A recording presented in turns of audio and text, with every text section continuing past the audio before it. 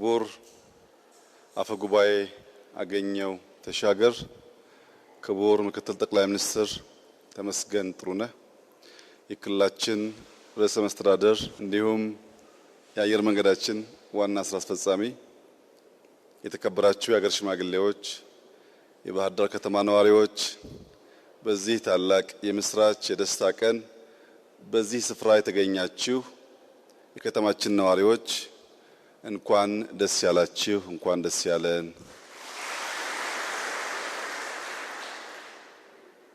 ባህር ዳር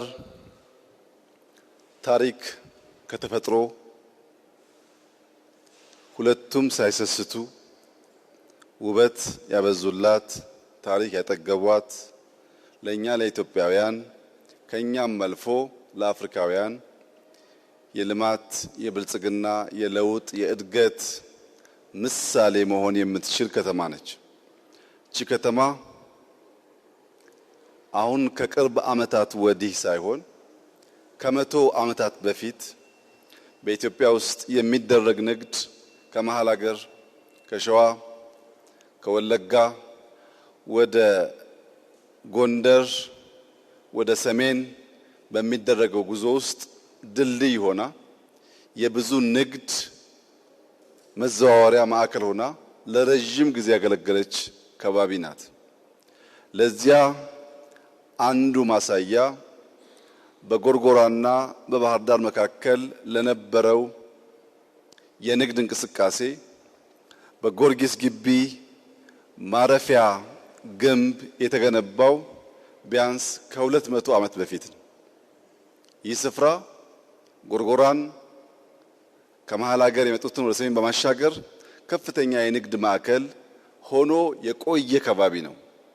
በዚያ ታሪኩ ልክ ንግድ ተስፋፍቶ ሀገር ተለውጦ ለከተማውም ከከተማውም ባሻገር ልማት ሊያመጣ የሚችልበት ሁኔታ በቀጣይነት ባለመሰራቱ ባህር ዳርን ማየት በሚገባን ልክ ሳናይ የቆየን ቢሆንም አሁን ታሪካችንን መለስ ብለን በመቃኘት መልካም ጅማሮ እንዳለ በእርግጠኝነት መናገር ይቻላል።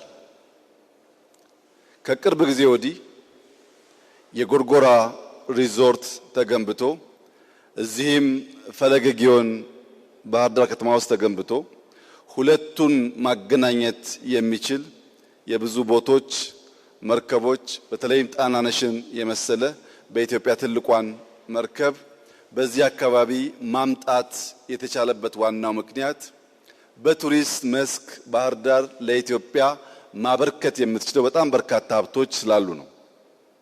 በዚህና ጎርጎራ መካከል ባሉ ቦታዎች ብዙ ታሪክ ጠገብ ውብ የኢትዮጵያ ቅርሶች ታሪክ ማጥናት፣ ማወቅ፣ መማር ለሚፈልጉ ሰዎች በእጅጉ አስተማሪ የሆኑ አይላንዶች እንዳሉ ይታወቃል።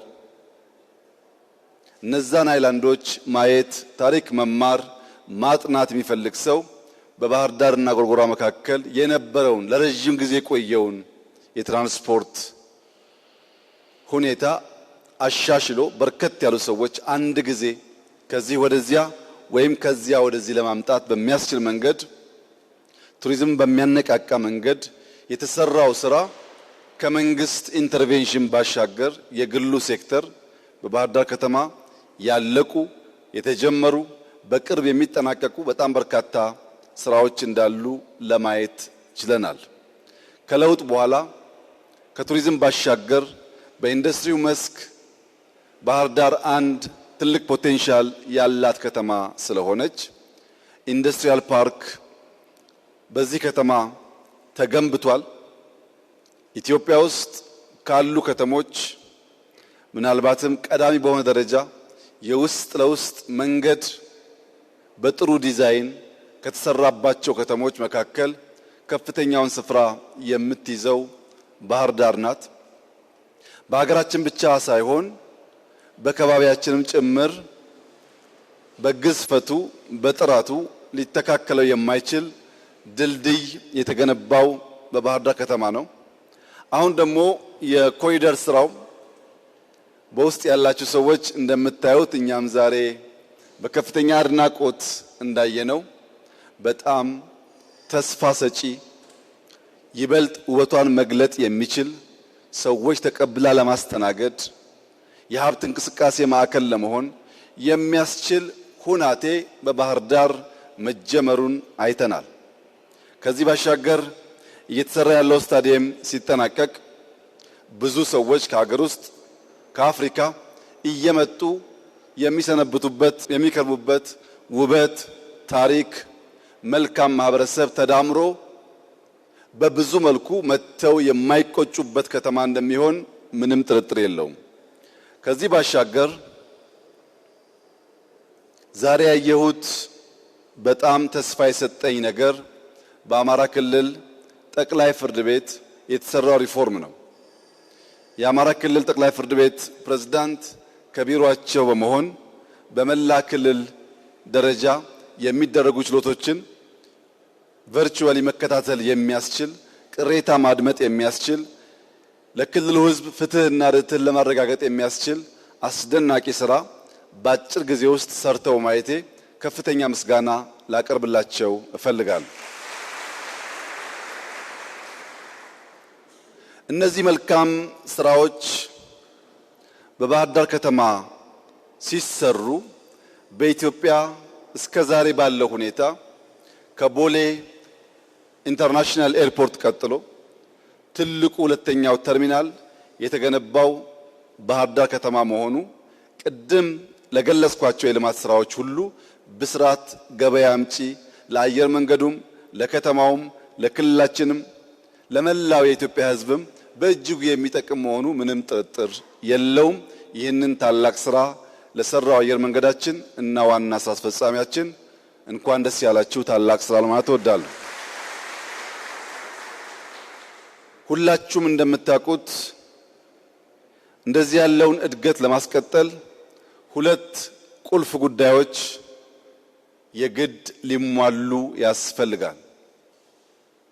አንደኛው ቁልፍ ጉዳይ በገነባን ቁጥር በርከት ያሉ ሰዎች እያመጣን ይበልጥ ገቢያችን እያደገ ሌላ ልማት ሌላ ኢንተርቬንሽን ማድረግ የሚያስችል የከተማውን ገቢ የከተማውን አቅም ማሳደግ ያስፈልጋል። በኢትዮጵያ ውስጥ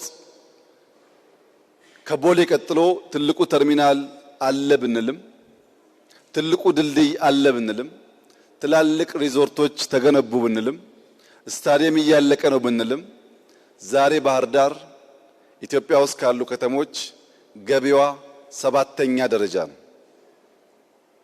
ይህ ገቢ ካልተሻሻለ በስተቀር ከንቲባ ጎሹ ከተማን መቀየር አይችልም ብቻ ሳይሆን እስካሁን የሰራውን ጭምር ሜንቴን ማድረግ አይችልም። ዛፎች ተተክለዋል፣ ሳር ተተክሏል፣ አበባ ተተክሏል። ይሄ ሁሉ መጠገን እንክብካቤን ይሻል። ለዚያ ደግሞ ወጪ አለ።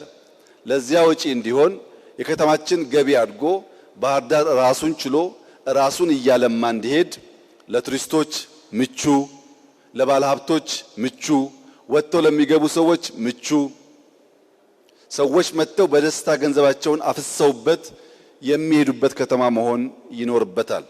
ያ እንዲሆን መላው የከተማችን ነዋሪዎች፣ የክልላችን መንግስት ከከንቲባችን ጋር በመረባረብ ባህር ዳር የሚገባትን የገቢ ልክ ማመንጨት እንድትችል ተጨማሪ ስራ ያስፈልጋል። ሁለተኛው ቁልፍ ጉዳይ ሰላም ነው። ባህር ዳር ረዘም ያለ ጊዜ የቆያችሁ ሰዎች እንደምታውቁት ተስፋ ማደርገው አንድ ታሪክ አለ። እዚህ ከተማ ውስጥ አቶ አህመድ ወሎ የሚባሉ ወይም አባ ኑሩ የሚባሉ ዘይት ነጋዴ ነበሩ። የዘይት ንግዱ ስም ቅቤ ለምኔ ይባል ነበር። እኚህ ሰው የዘይት ነጋዴ ከመሆናቸው ባሻገር አንድ የሚታወቁበት ባህሪ ያላቸው ከሳቸው አነስ ያለ ገቢ ያላቸውን ሰዎች ስራ እየፈጠሩ ያግዙ ነበር። ዘይት እየሰጡ እነዚያ እየቸረቸሩ ገንዘብ እንዲያመጡ ሕይወታቸው እንዲሻሻል ይደግፉ ነበር። በደግነታቸው የሚታወቁ ሰው ናቸው። እኚህ ሰው ከሚያግዟቸው ሰዎች መካከል አንዲት እናት ነበሩበት። እኚህ እናት ሁል ጊዜ ሄደው ዘይት ይወስዳሉ። ሸጠው መጥተው ገንዘቡን ከፍለው ዘይት ይወስዳሉ። ሁሌ ሲመጡ ግን ያለቅሳሉ። እያለቀሱ ዘይት ከአቶ አህመድ ወሎ ወይም ከአባ ኑሩ እየተቀበሉ ይቸረችራሉ። እና አባ ኑሩ ለምንድነው በመጡ ቁጥር የሚያለቅሱት የሚያዝኑት ብለው ይጠይቃሉ። እና ያኚህ እናት ሁለት ልጆች አሉኝ፣ አንደኛው ልጅ ከርሶ በብድር ወስደውን ዘይት በትጋት ሽጦ ገንዘቡን ያመጣልኛል፣ አንደኛው ልጅ ጊዜ ጠብቆ አድብቶ አድፍጦ ያን ገንዘብ ሰርቆ ያባክንብኛል። አንደኛው ልጅ ያግዘኛል፣ አንደኛው ልጅ ያዳክመኛል። በዚህ ምክንያት ውስጤ ሐዘን ገብቶ ነው በየጊዜው የማዝነው የማለቅሰው ብለው ሴትየዋ ሲመልሱ አቶ አህመድ ወሎ አንድ ግጥም ገጠሙ ይባላል። ቀኙ የሰራውን ግራ ያፈረሰው ሁሉም ጦማዳሪ ሆነ ያገሬ ሰው፣ አልቅሶ ከመኖር እድሜ ዘመኑን አይቆነጠጥም ወይ ቀኙ ግራውን አሉት ይባላል። ቀኙ ግራውን መቆንጠጥ ካልቻለ፣ ቀኙ ግራውን ማሳረፍ ካልቻለ ያየናቸው ተስፋዎች ያየናቸው ሙከራዎች ሊበላሹ ይችላሉ። ጊዜ አይለፍብን፣ ዘመን አይለፍብን። እድል ስናገኝ እንጠቀምበት። እድል ስናገኝ ልማት እንስራበት። ይህን ቦታ የሰራነው ከጅምሩ አቅደን ሳይሆን በዚያ ግጭት ምክንያት ጠላት ያኛውን ቀድሞ የነበረውን ያነሰውን አሮጌውን ተርሚናል ሲመታብን በዚያ ከምናላዝን በዚያ ከምናዝን ያንን ችግር ወደ እድል ቀይረን የተሻለ የላቀ ያማረ ለልጆቻችን የሚሻገር ነገር መገንባት ተችሏል። ይህ ነገር ልማድ እንዲሆን፣ ይህ ነገር እንዲደጋገም ባህር ዳር በአፍሪካ ውስጥ ከጥቂት ሀገራት ውጪ ሻል ያለ ኤርፖርት ብቻ ሳይሆን እውነቱን ለመናገር ከሆነ ከብዙ የአፍሪካ ካፒታል ሲቲ የሚሻል የሚልቅ የሚበልጥ ፖቴንሻል አላት። ይህ ፖቴንሻል በእኛ ትጋት፣ በእኛ ጥረት፣ በእኛ ልፋት፣ በእኛ ስራ ልቆ ሊታይ የሚችል ስለሆነ መላው የከተማችን ነዋሪዎች ሰላም ውድ ስጦታ፣ ጊዜ ትልቅ ሀብት፣ ስራ ትልቅ ጸጋ፣ ትብብር በጋራ መቆምና መልፋት ከምን ጊዜም በላይ የሚያስፈልግበት ዘመን መሆኑን መገንዘብ ያስፈልጋል። የመጨረሻው መራር እውነት ባለፉት 30 ዓመታት ቢያንስ በቅርበት ባህር ዳርን በማቅበት ዘመን እንደዚህ እንደ ዛሬው ዘመን የአማራ ክልልም ሆነ ባህር ዳር ራሱን በራሱ በተሟላ መንገድ የሚያስተዳድርበት ዘመን አልነበረም።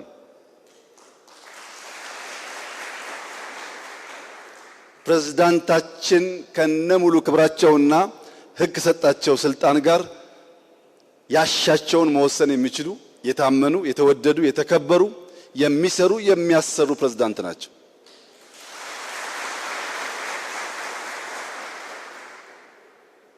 እንተባበር፣ ባህር ዳርን እናልማ። ካልተግባባን ደግሞ እንደ ጨዋ በንግግር እንጨቃጨቅ። ጊዜ ግን እንዳያልፍብን እንጠንቀቅ። አመሰግናለሁ።